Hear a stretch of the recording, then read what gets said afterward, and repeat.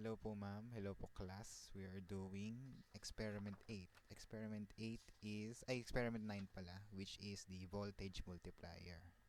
So, ang expected po natin na magagawa is from AC to DC, and then mas mataas dapat po ang voltage dito sa load compared sa second coil na naging DC voltage na.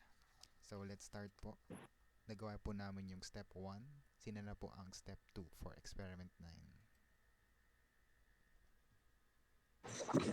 So for step 2 po tayo. So sa step 2 daw po ay magme-measure daw po tayo ng input voltage or the Vin using the AC meter function of the BOM po. So let's see what will be the output of step 2. So the output is 5.996 or 6 voltage for step 2.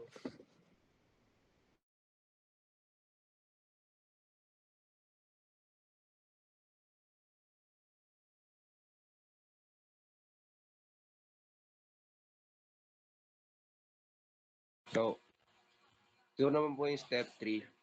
So, may measure po natin yung output voltage using the DC meter. Gamit po yung BOM natin. Tama. Nagre-record na kayo?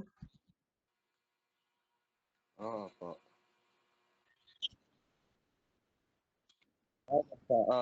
Sa output voltage. Yan.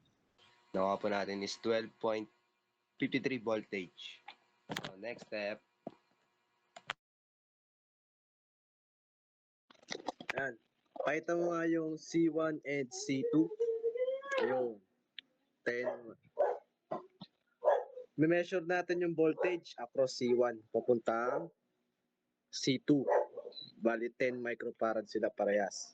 Tapos, i-add natin yung dalawang voltage.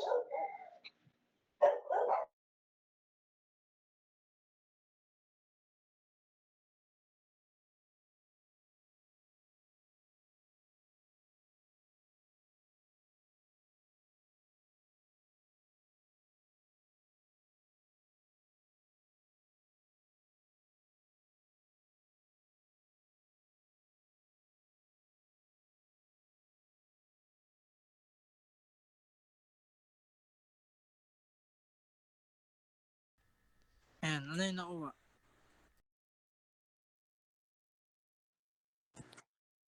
Capacitor is 6.267 and na natin yan. Na plus na natin yan.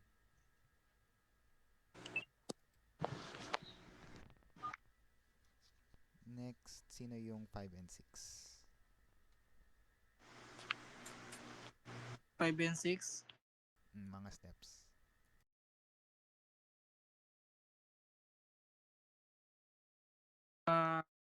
For step 5 po is i-remove po yung C1, yung capacitor 1. I-remove po natin.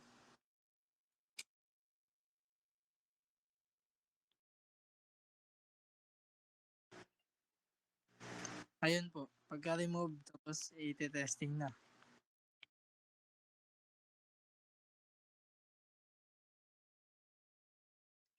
Opo, yung output.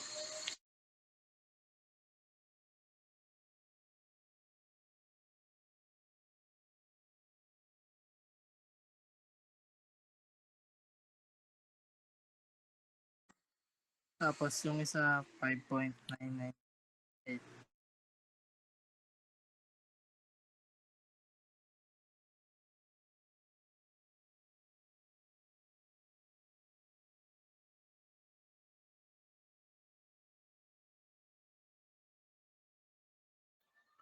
Sa step 6 naman, i-remove yung C2.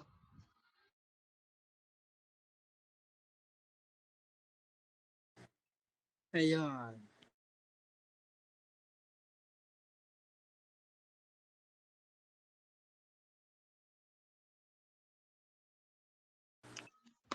Balikan ka. Tapos, iraran mo na.